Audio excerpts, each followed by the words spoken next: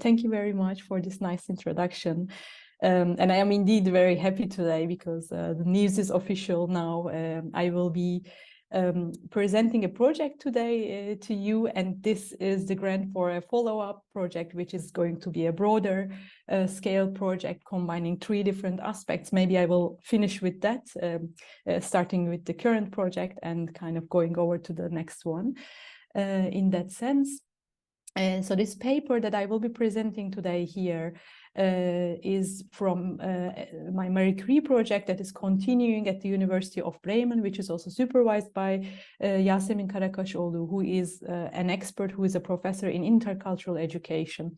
And my background is rather on communication and media studies. We kind of united our expertise in this project, looking at young people with socioeconomic, from lower socioeconomic status and with migration background, and how they kind of integrate into the digital society and how they use digital media generally.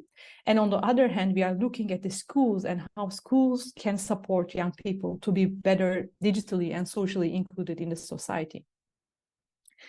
So this is a broader project, and this presentation focuses a bit more on a specific aspect dealing with multilingualism and digital media. This is something that we came up with as we were looking into the material, so it was very much developed in a bottom-up manner, because we realized, working with Yasemin on this working paper, that across all types of digital media, the young people that we talked with were using multiple languages, switching between languages, translanguaging in a sense, combining different languages, and not just the languages of the country of migration, but also the language, the heritage language of the parents, but also going beyond that, connecting with broader contexts through the use of digital media.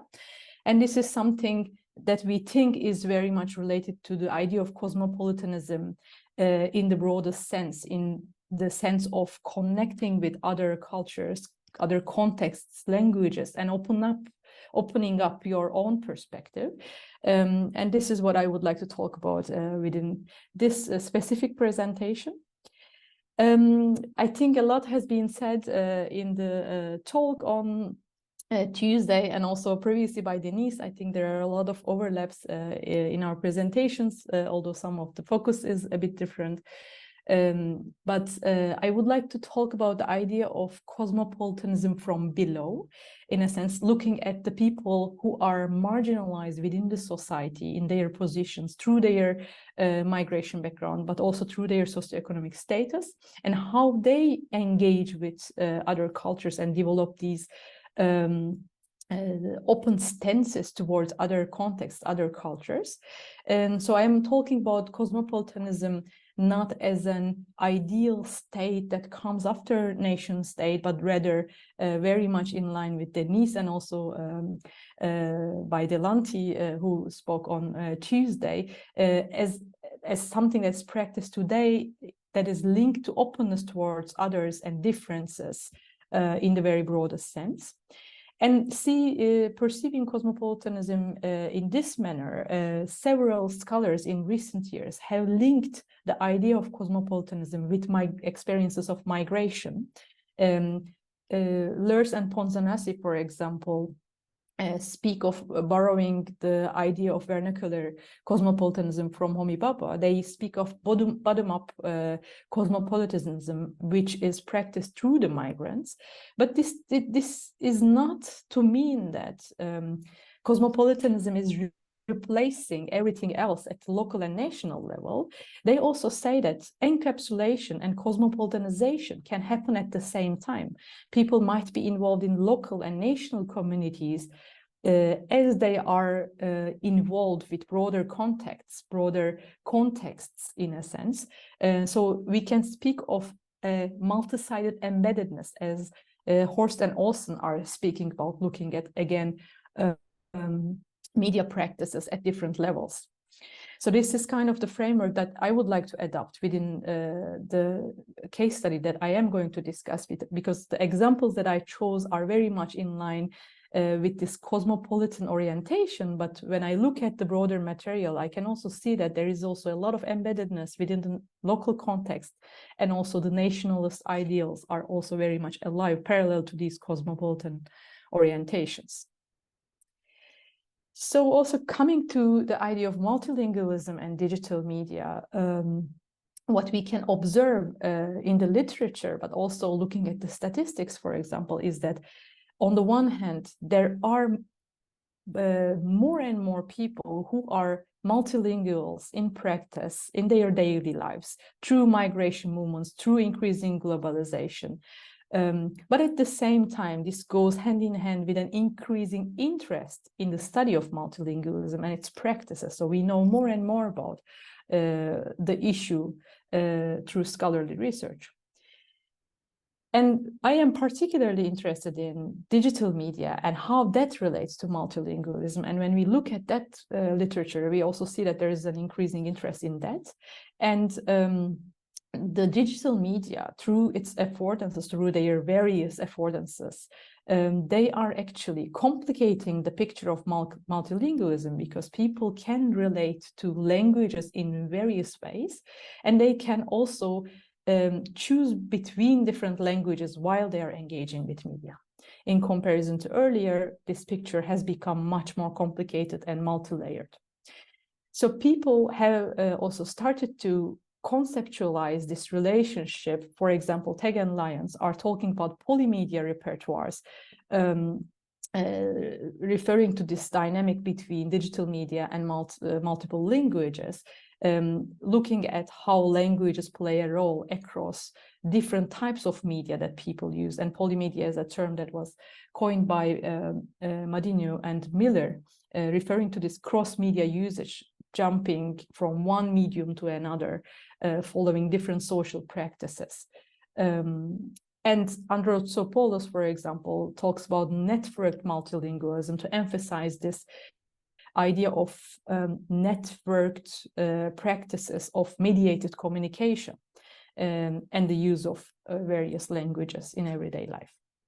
And I would like to also look at this relationship through my material, how young people are switching languages or engaging with languages, learning about languages through digital media. Having talked a bit about the conceptual background of the paper, I would like to also talk about the context of the study a little bit. This study that I'm talking about, already, as I already mentioned, was in the framework of Marie Skłodowska-Curie actions, and it is still continuing, although it's slowly coming to an end.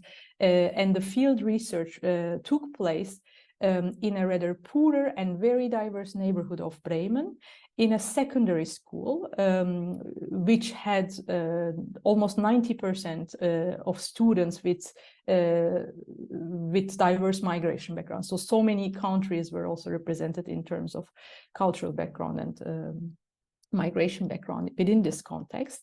And part of it also took place during the pandemic, so there were also other limitations. I'm not going to go into detail, but if there are any questions about the field research part, we can discuss it later on. And the research design was a participatory action research, because my aim was not only to understand how young people within the school engage with digital media, but also go beyond that and develop, in a sense, potential solutions or make a contribution to the development of digital literacies among these young people.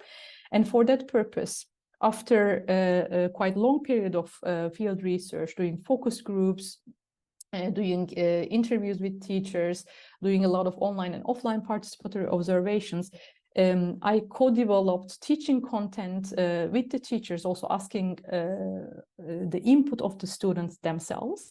And we developed these teaching scenarios, as we call them, because they were much more, a lot integrating this idea of active learning, student-centered learning, we implemented these scenarios within the classroom context and also did an evaluation together with the students. And that part of the research is also, I'm not going to go into the details, but I'm happy to answer any questions later on. So what I am going to discuss in the framework of this presentation is rather related to the focus group material with the students. And in that sense, I would like to talk about three different things. First of all, I can say that these young people that I interviewed, almost all of them could speak at least 2 languages. They had several languages that were spoken within their homely context. And multiple languages in different social contexts was a very taken for granted part of their lives.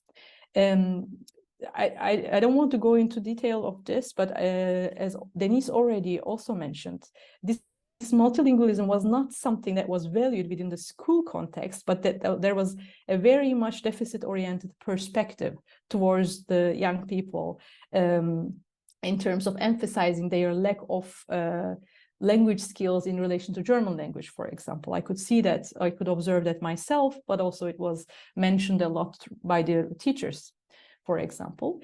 And this is something that we are working on in the paper with Yasemin, how to value multilingualism, this skill in a sense, more within language education, within the school context, but for us more specifically also within media education, for example, which is not discussed at all within the context of media literacy debates, for example. So multilingualism was a very important part of everyday lives of these young people. And they were also using their language skills to navigate through the digital media environments to follow their interests. For example, they were reading things in Turkish or in Arabic. One of the students who recently migrated from Syria, who had very limited knowledge of German, told me, for example, he was playing a lot. He used to play even more when he was in Syria. And now he is also following Arab YouTubers who speak in Arabic and talk about games in order to kind of learn more about gaming and so on. So that for learning in non-formal contexts, they were really making use of the different languages that they could speak. Another example was one student mentioned that he started using Twitter, for example, in order to be able to follow news about basketball from the USA. There were several examples where multiple languages were employed to engage with different platforms, to get the most out of these platforms in a sense, and to learn about new contexts, new topics. The last topic that I would like to discuss a bit more in detail is about language learning and cosmopolitan aspirations, so connecting with broader cultures. This was very much related to also popular consumption of popular cultural products. And what was quite central here were the Korean dramas, Korean pop, and also animes from Japan and China, which was mentioned by a lot of people that I interviewed. And some of them also said that through their interest in these popular cultural products, they also started to be more interested in learning languages, for example. You can see here, I took one example from one of the focus groups by Nihal, and she says that she is watching a lot of Korean series, and she likes to do it in the original language. She says it is possible, so the affordance through this medium is there. You can watch it in German, and it's your decision. But she also thinks that, replying to another friend of hers who says subtitles are terrible, she says, yes, but then through that, you can also learn about languages. You can learn something completely new. In a sense, this engagement with cultural products from far away has also opened her up to learn more about languages. And this is taking place in an out of school context, and she's learning it herself in a voluntary manner. And again, something like this, such a practice, is not really taken into consideration in the school context at all.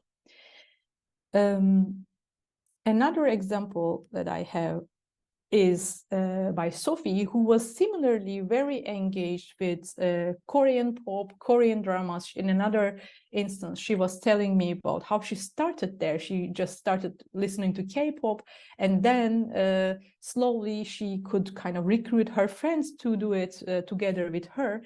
And she was even more interested in the context of Asia more broadly, and started, for example, learning Mandarin, and also talking about this. This was really a point of identification for her as well. So it was, in a sense, an opportunity to connect with a broader culture. But I also have to say, most of these young people had very, very limited resources, material resources, and also cultural resources, in a sense. For example, Sophie here lived in a single parent household with, I think, 5 of her siblings, and had really limited room for herself. But she was also saying, like, she is connected to Asia through TikTok, through Snapchat, through Instagram. But of course, she would also like to do an Asia tour, which was not necessarily a realistic plan in the short term for her. Though you can also see that in this conversation here. So in these cases, these cosmopolitan aspirations, about, as I would like to refer to them, that kind of motivate these young people to connect with other cultural contexts, other cultures, in a sense, is something that is influencing their identities, but it is also limited by material resources and social resources, in a sense. And another example that I have here is not linked to physical mobility, but social mobility. I had another student who was telling me that she is, when she's on social media, she's following people that she finds cool, but these are not necessarily people who show their faces, as she refers to it, but people who are studying, for example, or doing their abitur. And she likes to look at these because she then imagines that she is doing it. So it is, in a sense, also not just connecting with people, but also aspiring towards social mobility besides physical mobility. So it's also about going beyond that. Of course, digital media enables some form of connection that was not there before, and that enables forms of cosmopolitanism, cosmopolitanist practices from below, but still we also need to be aware of the limitations in that sense that come with it, especially in the context of people from lower socioeconomic groups, and also people with migration background. So to sum up the presentation, and I hope that I am in time here, I was looking at, in this case study, 2 young people with limited sources for social and physical mobility, who are using the digital media for engaging with their broader interests, and at the same time engaging in non-formal learning practices that are in the out-of-school context. And in that sense, digital media served as a gateway to broader interest-driven connections. So they were following their interests, but at the same time opening up to the world by using digital media, going beyond their local contexts, which is quite limited in many regards. But at the same time, their aspirations took them only so far, as these aspirations were also linked with desires for social and physical mobility, which is not necessarily immediately possible. So I think digital media in that sense really contributes to this idea of cosmopolitanism from below, but we also need to see it in a critical way, I guess, in terms of its potentials. I think I will finish here, and I'm really happy to answer any questions in the discussions. Thank you.